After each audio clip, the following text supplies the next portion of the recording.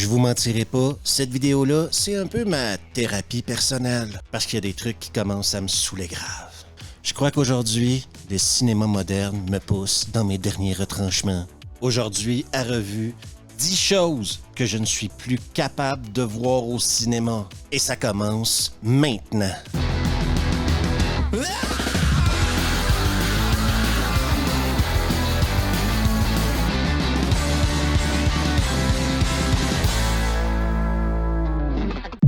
Le voyage dans le temps. Du moment que vous instaurez dans votre univers que le voyage dans le temps existe, vous venez de tuer votre univers. Parce que tous les autres films que vous allez faire après voudront plus rien dire. Parce que ça devient super simple. Peu importe ce qui va arriver, on sait que le voyage dans le temps existe et qu'on va pouvoir retourner en arrière et régler le problème. En plus, et là, c'est juste mon opinion, mais le voyage dans le temps, c'est hyper paresseux. C'est un raccourci scénaristique honteux. Faites au moins l'effort de trouver une meilleure idée que le voyage dans le temps, quoi.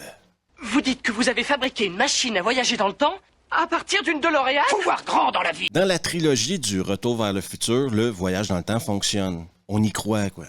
On s'entend-tu que ça a peut-être tué aussi la saga Terminator, le voyage dans le temps, à tout va, là? Ouais, parce que trop, c'est comme pas assez, quoi. Et là, à un moment donné, ça devient du n'importe quoi. Ils ont envoyé un Terminator à l'époque d'avant la guerre pour tuer ma mère. Je vais y aller. Laisse-moi la sauver. Et si vous voulez mon opinion, et je sais que personne n'a demandé, mais je pense que Marvel, quand ils ont conclu leur saga avec Infinity War, qui se terminait avec du voyage dans le temps pour réparer tout ce qui s'était passé dans le premier film, eh bien, ils ont réussi à faire une conclusion de leur histoire de 20 films. Quand ils ont totalement tué tous les films qui allaient venir après, parce que maintenant, je le sais que le voyage dans le temps existe, donc peu importe qui ils vont affronter, ils pourront toujours retourner dans le temps. C'est con, hein? Je suis désormais inéluctable.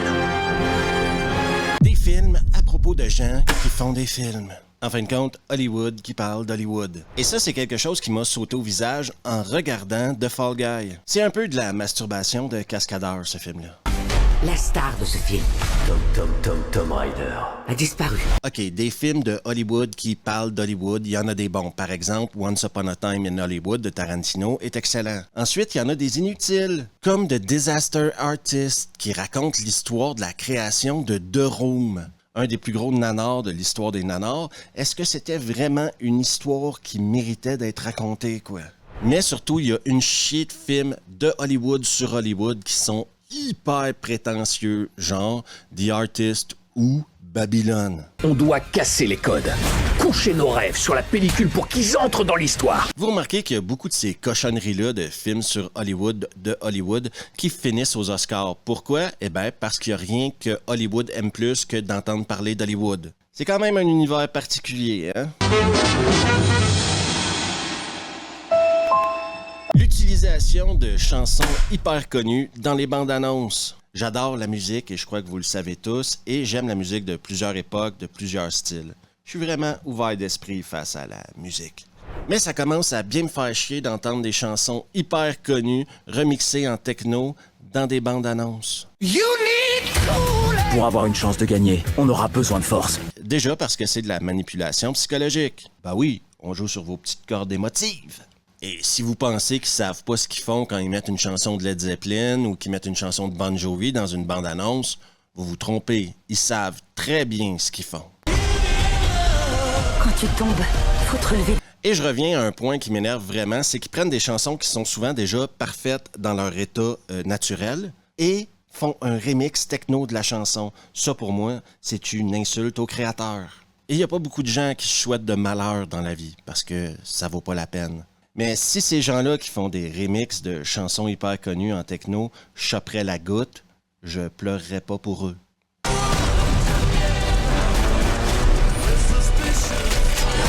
Ah oui, une petite dernière chose. Il y a des chansons qui ne devraient pas faire partie de la conversation quand vient le temps de faire une bande-annonce.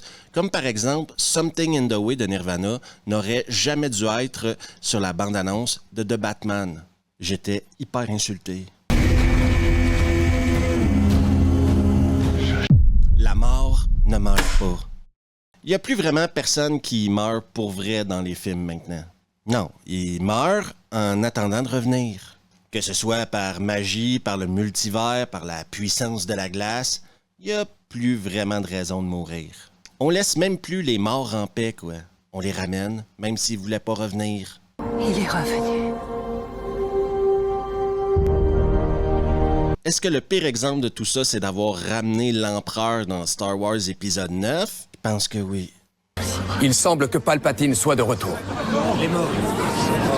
Mais dans l'univers de Star Wars, de toute façon, avec les fantômes de la Force, personne n'est jamais mort. Pour ceux qui se disent « Ouais, il y en a pas tant que ça, hein? » Captain America est revenu dans Avengers après avoir été un glaçon pendant 50 ans. Wolverine, après avoir fait le meilleur film Wolverine au monde qui est Logan, revient dans le prochain Deadpool. Superman, après être mort dans Batman vs Superman, est revenu dans Justice League. Et je vous fais une prédiction maintenant, aujourd'hui, drette là, comme on dit chez nous. Tony Stark, Iron Man lui-même, va revenir dans l'univers Marvel d'ici 2 ans maximum.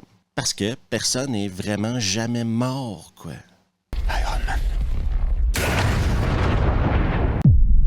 Avez-vous du réseau? Là, je m'adresse principalement aux films d'horreur. On est en 2024. Il y a du réseau partout. Peu importe où vous allez vous trouver, il y a du réseau. Tu vas dans un chalet, savez-vous quoi? Il y a du réseau. T'es sur l'autoroute, savez-vous quoi? Il y a du réseau. À la montagne, du réseau. C'est fou ce que la technologie a réussi à accomplir depuis les années 80. Donc, arrêtez de nous faire chier avec des téléphones portables qui ne fonctionnent pas dans les films d'horreur. Vous aimez les films qui font peur? Quel est votre préféré? J'en sais trop rien.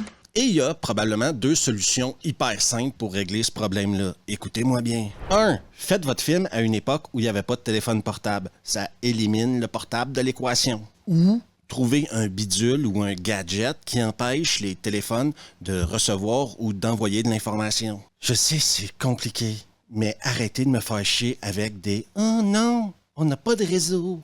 Vous nous prenez vraiment pour des cons, quoi. Il n'y a pas de putain de réseau ici. Tu nous l'as pas dit. Tu n'as jamais dit pas de téléphone. Les silencieux. Et là, je vous avoue que celui-là, c'est peut-être le plus personnel de toute la liste, OK? Pour ceux qui ne le savent pas, une arme à feu, ça fait énormément de bruit. Et le silencieux va éliminer une partie du bruit, mais ce n'est pas un apparatus magique qui transforme un coup de feu en soupir. Va réduire le son de la détonation d'environ 30%. Et je comprends très bien qu'il s'agit ici de cinéma et qu'il y a quelques sacrifices à faire côté réalisme. Sauf que je trouve que récemment dans les films, ils commencent à abuser du silencieux un peu, quoi. Non, mais des fusillades dans un train, dans un aéroport, ça devient n'importe quoi. Comme je vous disais tout à l'heure, c'est pas de la magie, un silencieux, là. Ça rend pas une arme silencieuse. Je sais pas. Je trouve juste personnellement que maintenant, dans les films d'action, surtout, on utilise le silencieux à tout va, quoi. Ils veulent créer une fusillade dans un endroit où il y a plein de gens. Ah bah, mets des silencieux. Des gamins plus intelligents que les adultes. Il m'arrive de côtoyer des enfants. Et vous savez quoi?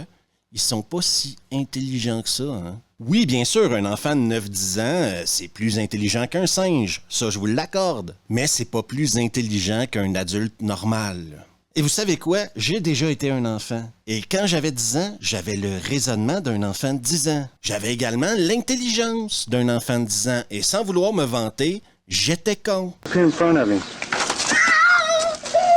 Par contre, dans les films, maintenant, les enfants, ils sont super intelligents, hein? Ils comprennent tout l'humour des adultes. Toutes les blagues pour adultes, ils les comprennent facile. Vous trouvez que les gamins de 10 ans autour de vous, ils ont de l'humour, vous? Mis à part pipi caca, les gamins que je connais, il n'y a pas grand-chose qui les fait rire. Hein? C'est vraiment le pire détective du monde. Le pire du monde. En plus, on dirait que la mission des gamins maintenant dans les films, c'est de faire passer les adultes pour des cons. Ah non, mais mettez-les face à n'importe qui, des spécialistes en physique quantique, et ils les torchent, hein? Le gamin trouve la solution beaucoup plus facilement que l'adulte spécialisé qui a passé sa vie à étudier là-dedans. Logique. Et si vous vous demandez, mais Steve, pourquoi est-ce que dans les films, ils mettent des gamins intelligents comme ça? Parce que les films sont écrits par des adultes qui mettent leur petit fantasme d'adulte d'avoir un enfant avec qui ils pourraient communiquer de façon égale à égale. C'est pas comme ça que ça marche. Et si vous me croyez pas, là, allez passer une petite semaine avec des enfants de 9-10 ans là, et vous me direz s'ils vous ont impressionné par leur intellect. Franck dit que je dois pas corriger les grandes personnes. Les gens n'aiment pas les je sais tout. Les Marissous, les Garissous. Ça, c'est un concept qui existe au cinéma depuis très longtemps. C'est le personnage parfait. Et à une certaine époque, c'est un concept qu'on était capable d'accepter, je crois, en tant que fan de cinéma. On n'a qu'à penser à James Bond ou à Superman. Le problème, c'est que les temps ont changé. Et en 2024, des personnages parfaits, ça n'intéresse plus personne. L'élu ou le messie, on s'en fout un peu. Peut-être parce qu'on est devenu une société désabusée ou juste peut-être parce que ça a été surutilisé dans les dernières années. Rey Skywalker. Mais, personnellement, je crois que les gens, on aime les défauts des gens. Et quand tu mets des défauts à un personnage, ça l'humanise. Et nous, quand on regarde un film, on veut voir un personnage avec des défauts parce qu'on aime voir l'humanité dans le personnage, peu importe si c'est un extraterrestre ou un super-héros. Oui, on est comme ça. On apprécie l'imperfection. Il n'y a aucun doute qu'il y en aura d'autres parce que c'est une formule facile à écrire, un personnage parfait. Le problème, c'est que ça désintéresse très rapidement, selon moi, les spectateurs de voir des personnages parfaits, qu'ils soient féminins ou masculins d'ailleurs. Hein? Parce que Marissou a son masculin, Garissou. La perfection, c'est d'un ennui mortel. Carol Danvers, l'enfant prodige de la Voie lactée. Les suites, les films d'origine, les remakes, les reboots. Est-ce qu'il n'y en a pas eu assez de tout ça dans les 10-15 dernières années? Parce que là, on est rendu dans les réinterprétations d'interprétations qui ont existé il n'y a pas si longtemps que ça, mais qu'on nous ramène par devant maintenant. En quelque part, ce manque de créativité-là qu'Hollywood nous démontre depuis 10-15 ans, c'est peut-être un appel à l'aide. Mon cul en a vu d'autres, je peux vous le dire, mais c'est Disney qui va être choqué. Mais non, faut être réaliste, c'est absolument pas un appel à l'aide. Je vous nomme quelques films qui s'en viennent en 2025. Superman aura bien sûr le droit à son nouveau reboot de James Gunn. On a le droit au 4e reboot des Fantastic Four avec Pedro Pascal. Il paraît qu'il y a un film Gremlins qui devrait sortir en 2025. Un reboot de Dirty Dancing où ce sera bébé qui ira avec ses enfants à la colonie de vacances. S'en vient aussi en 2025. Blanche-Neige et les 7 nains, of course. On aura un autre Jurassic Park en 2025 avec Scarlett Johansson. Et ce, même si, depuis 1993, ils n'ont jamais réussi à sortir un meilleur film que l'original. Eh bien, ils continuent d'en sortir des Jurassic Park, OK? Pour ceux qui s'intéressent, The Rock, Dwayne Johnson a les droits de Jack Burton, donc on devrait avoir un film sur Jack Burton. Et quelqu'un, à quelque part, a décidé de faire un reboot de Tron. Je suis bien. Le petit Jésus Marvel. Je sais pas si vous avez compris, là, mais ça, c'est notre avenir. Une suite interminable d'idées, de films qu'on a déjà vus, quoi. Des remakes, des reboots, des sequels, des prequels, de licences qu'on connaît déjà. Ça fait peur, hein, quand on le dit à voix haute. Le fan service. Et s'il y a un truc qui m'énerve dans les films, c'est le fan service. Et le fan service, c'est bien sûr un sous-produit de toutes les sequels, prequels, remakes et reboots qu'ils nous font. Ah bah oui, faut qu'on se retrouve dans tout ce qu'ils font. Et s'ils ont eu une bonne idée, ben ils vont presser le citron jusqu'à ce qu'il n'y ait plus de jus. Donc, ils vont mettre des petits trucs, des petits détails que les fans vont reconnaître. Parce que si un fan reconnaît un détail dans un mauvais film qu'il a déjà vu dans un bon film, il va peut-être se dire, bah, c'est peut-être pas un si mauvais film que ça. Et c'est vachement vicieux de mettre du fanservice parce que c'est facile. You and I will be working much more closely. On joue encore une fois sur la corde émotive des fans. J'ai revu dernièrement Rogue One, A Star Wars Story. Ce film-là est un bon film, sauf que ça aurait pu s'appeler Fanservice, le film. Ah non, mais c'est clairement un fan-film de fans de Star Wars, quoi. C'est bon, mais c'est un fan-film. Et Star Wars ne sont pas les seuls. Toutes les licences connues jouent avec le fanservice, quoi. Le truc, c'est qu'ils utilisent tout ce qu'ils peuvent utiliser pour nous faire sentir comme on s'est senti quand on a vu l'original. Comme je disais, c'est super vicieux. Je pense que tout le monde a une petite liste comme celle que je viens de faire aujourd'hui. Une liste de trucs qui commence à vachement vous saouler du cinéma moderne. Et vous savez quoi? C'est compréhensible. Ouais, parce qu'on dirait qu'ils font exprès, quoi. Je le sais que sur ma liste, il y a des trucs que c'est des détails, quoi. Comme les silencieux, on n'est pas obligé d'avoir des films qui sont 100% réalistes. Mais il y en a d'autres que c'est quand même des gros trucs, comme personnellement le fanservice, j'en ai plein le cul. S'il y a un truc que je voudrais qu'il arrête demain, c'est le putain de fanservice, quoi. Déjà qu'on a les suites, les remakes, les reboots, etc., pas besoin de nous mettre en plus des trucs de bons films dans vos grosses bouses. Même si tu roules un étron dans les diamants, là, ça reste la merde. C'est pas parce que ça brille que c'est bon. Et je suis sincèrement curieux de savoir ce qui vous commence à vous énerver dans les films modernes. Il y a un truc que j'aurais aimé rajouter, mais je voulais pas faire 11, j'ai gardé ça à 10, c'est le temps des films. Oui, je pense que en bas de 2 heures, pour raconter une histoire, c'est assez. Plus que 2 heures, ça commence à être de l'abus. Je suis certain que vous allez me dire ce que vous en pensez dans les commentaires. Et si c'est toujours pas fait, n'hésitez surtout pas à vous abonner. Juste ici, à laisser un pouce, activer les notifs et partager la vidéo avec vos potes. En attendant, on se revoit la prochaine fois. Et oubliez pas d'aller faire un coucou à Revue le podcast si c'est pas fait, parce que c'est un sujet qu'on a abordé sur un podcast récemment.